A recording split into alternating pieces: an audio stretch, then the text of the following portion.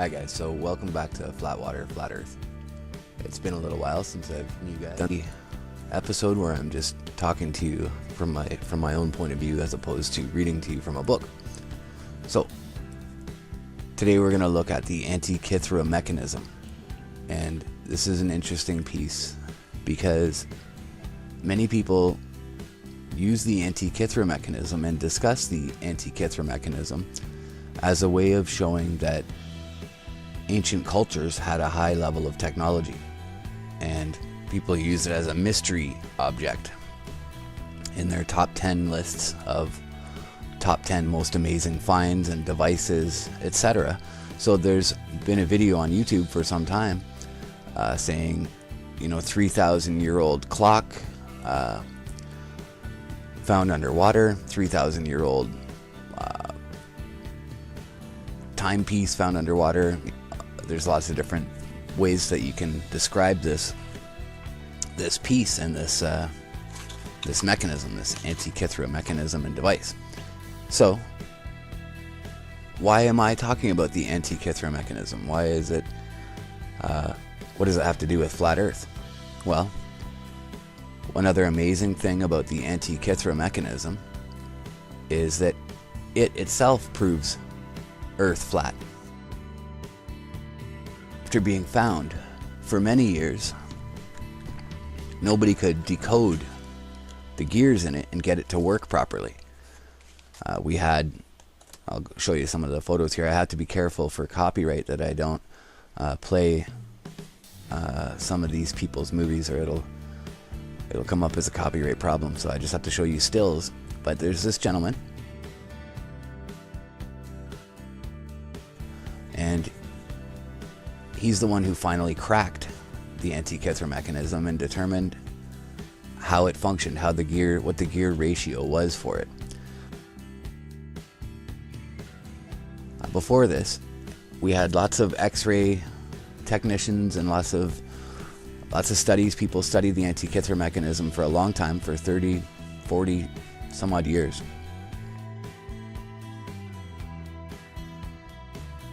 So after they found the Antikythera mechanism, no one could properly rebuild it. We worked for a long time to properly rebuild the mechanism in the way that it was originally. So many scientists and engineers and gear workers and mechanics and lots of people tried to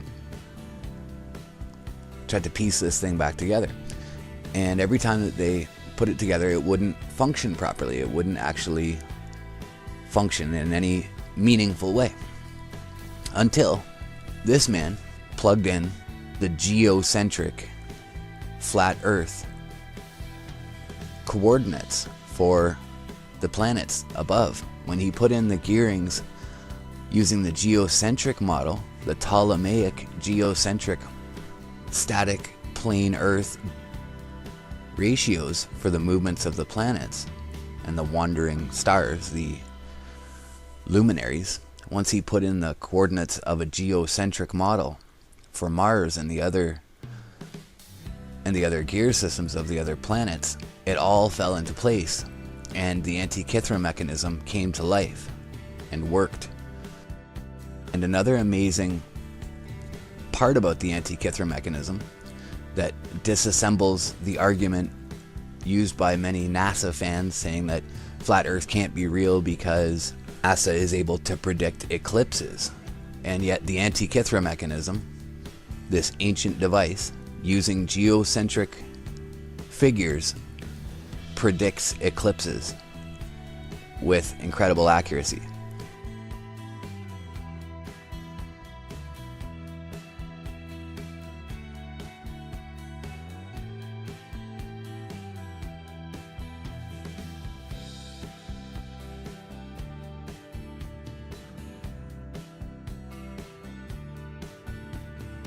The metonic cycle.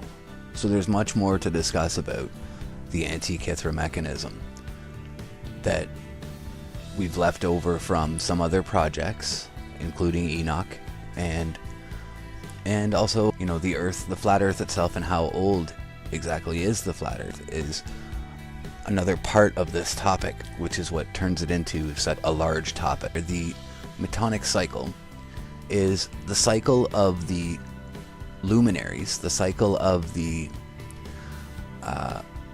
bodies that move above the Earth, that we call the wandering stars, the planets, the moon, the sun, and any other dark orbs or luminous bodies that are moving above our heads in the sky. So the Metonic cycle is the cycle of those movements and how often they repeat. So there are different versions of the Metonic cycle, and the most common description we have of it is that it's a 19-year cycle. At least that the longest portion of that cycle is 19 years, I should say. So this is a very complex topic, and this is where we can get into the Hebrew calendar and the Enochian calendar, and using the Metonic cycle and piecing that back together, we should be able to figure out, with the lunar eclipses, we should be able to figure out what year it is.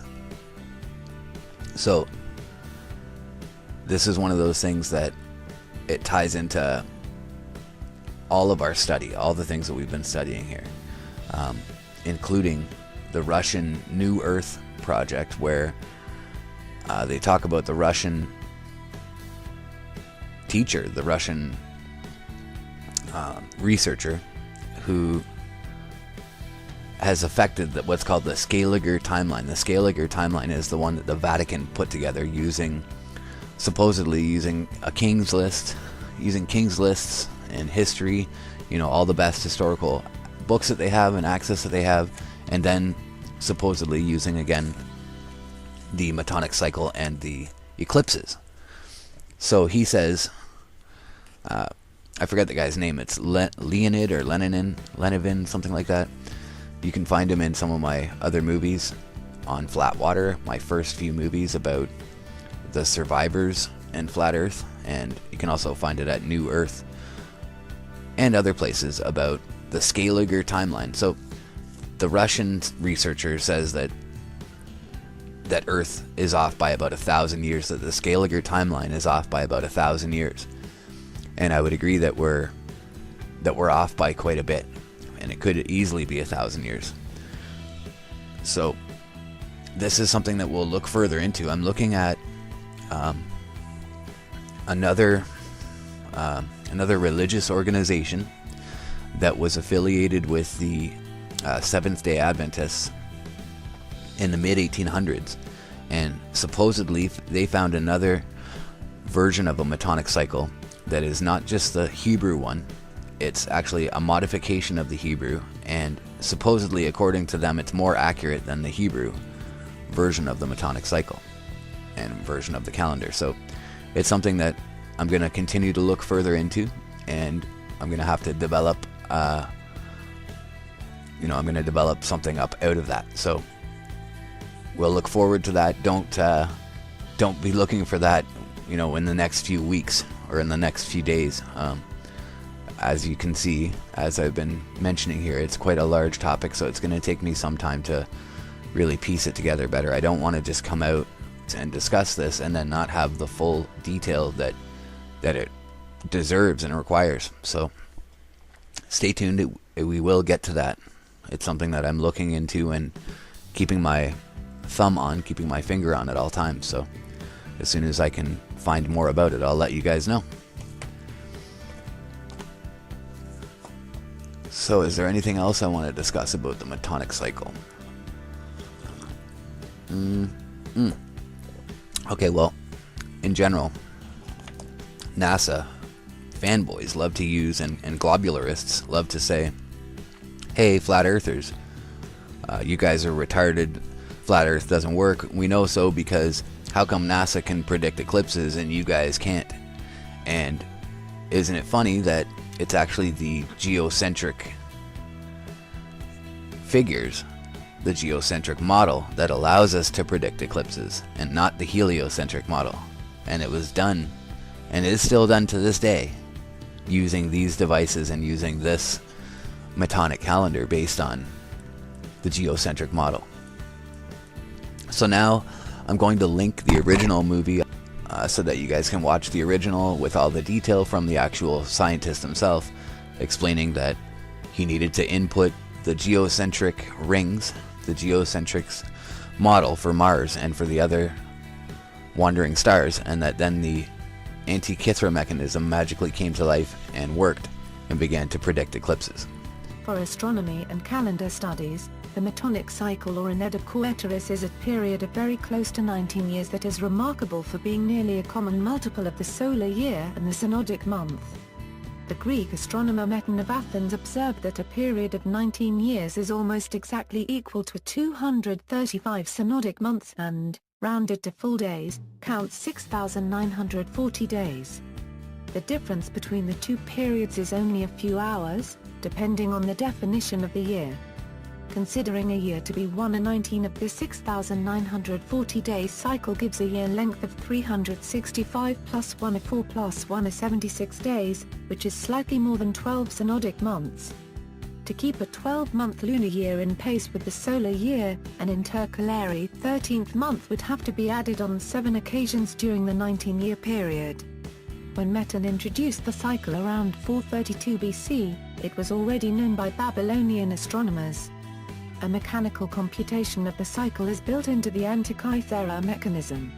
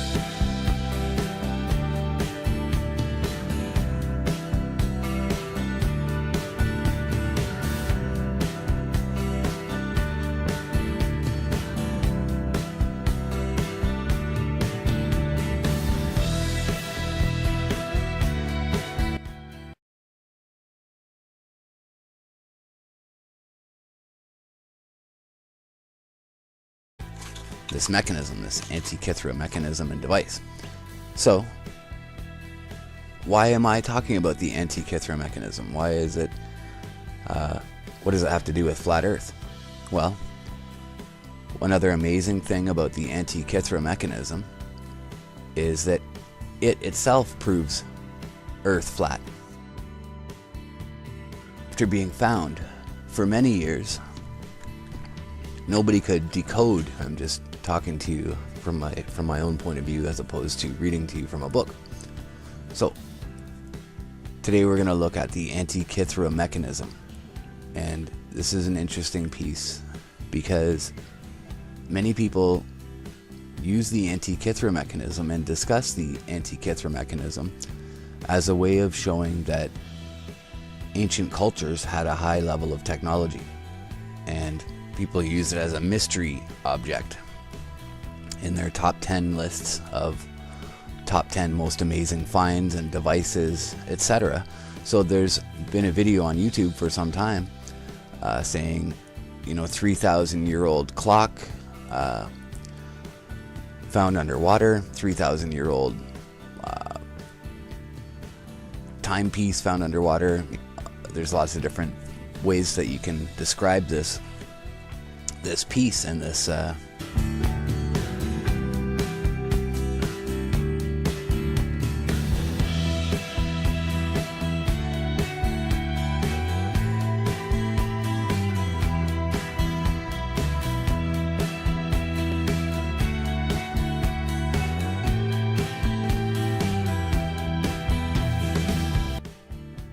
Hi guys, so welcome back to FlatWater FlatEarth.